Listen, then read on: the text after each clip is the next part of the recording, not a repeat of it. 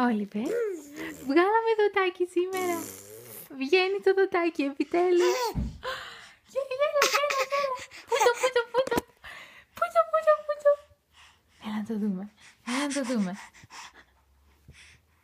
Έλα να το δούμε. Αου.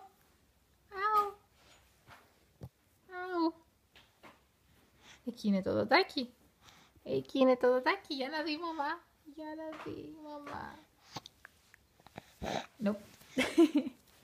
Δεν πρόκειται να το δούμε. Αλλά μόλις με δάκωσες με τη μητούλα σου.